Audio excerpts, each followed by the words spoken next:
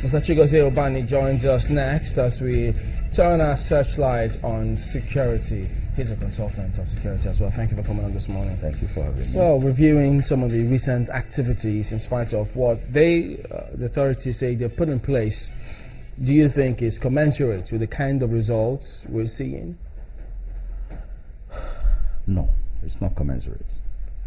The challenges are enormous. The level of work to be done is still very, I say, overwhelming. But they're making a headway. We're gradually getting desired results, but you don't expect it to be automatic because it took a very long time of social decay, of moral decay, to get to where we are. So it won't be automatic. But the security agencies, from what we have seen, efforts are yielding results, but it is not commensurate. When you say efforts yielding results, let's start from, because now it will seem as if it has gone to other parts of the other geopolitical zones. For instance, some days ago we had to go back and revisit the issue of kidnapping, which had disappeared from the southeast, south, and even southwest. We seem to have seen some resurgence in kidnapping, and now even in the northeast, sometimes we have some discordant tunes from those in government. One would say, we are in charge, and another would say, no, wait a minute, the insurgents are still very much around in some other places.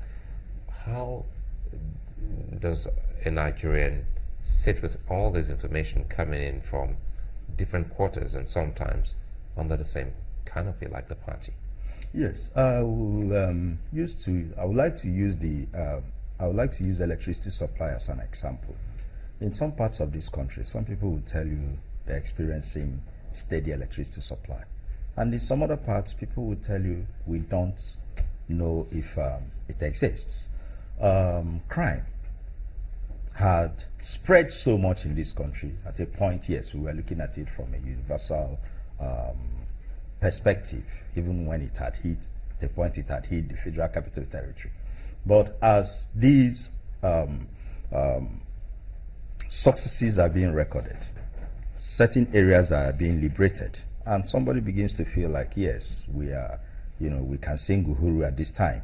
And in some other places, it is still very prevalent. In the case of kidnapping and in the southeast, you see, after every election year, kidnapping resurfaces.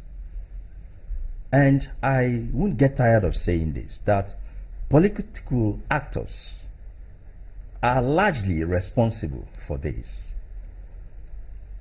You see, during elections or electioneering campaigns, you see these boys come back.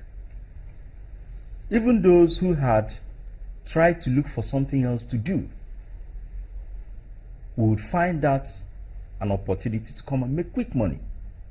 They become personal bodyguards, they become errand boys, they go burn houses and burn state institutions, they go intimidate people, they are recruited as foot soldiers on election day to protect or prosecute, steal ballots, and cause mayhem. Just wondering though. And they are paid within that period. How bad? Just a moment. I know that you're linking this to the election, to election period. Mm-hmm. How bad is the problem of kidnapping in the southeast? Some people say it's not that bad. It's not as bad as it's been made out to be.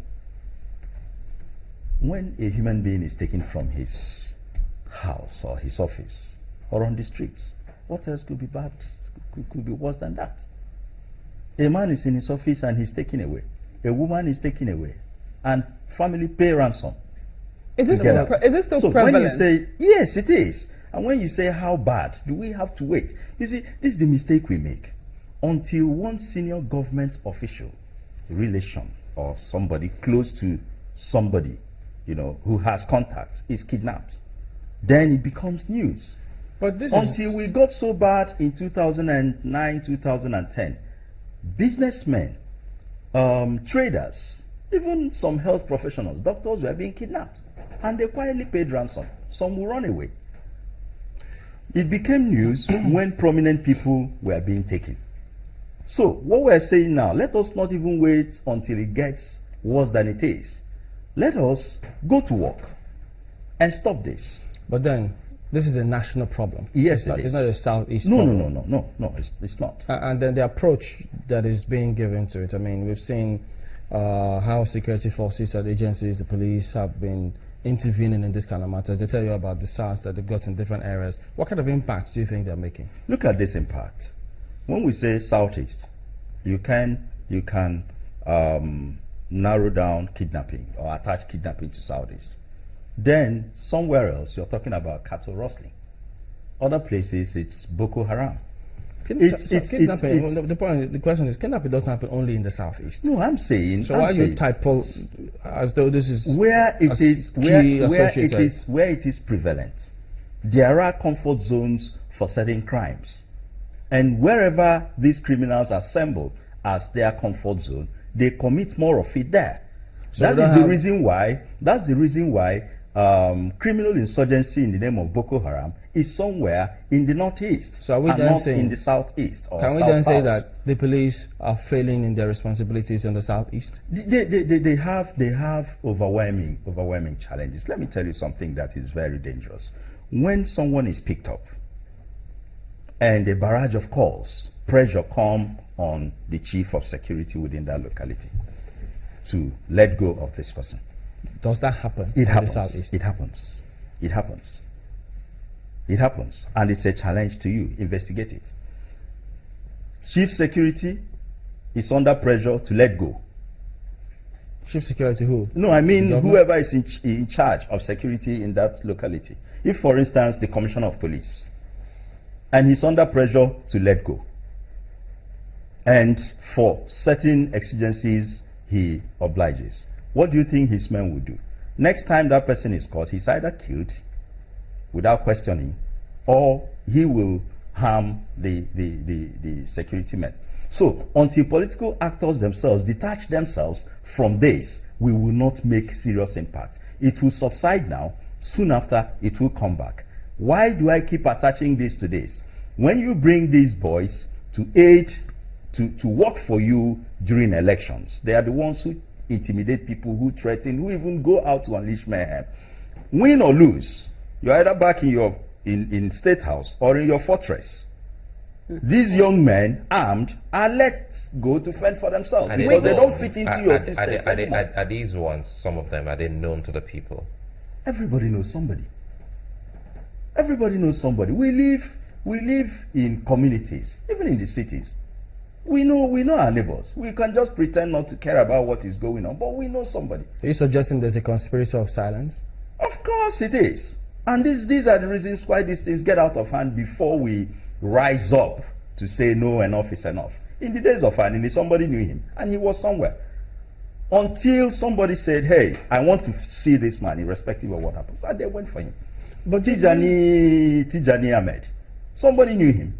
But the other question is that the security authorities, do you think that they will know that, look, people put pressure on the chiefs of police in those regions, yes, and then they just allow nothing happen? Of course, they are not independent.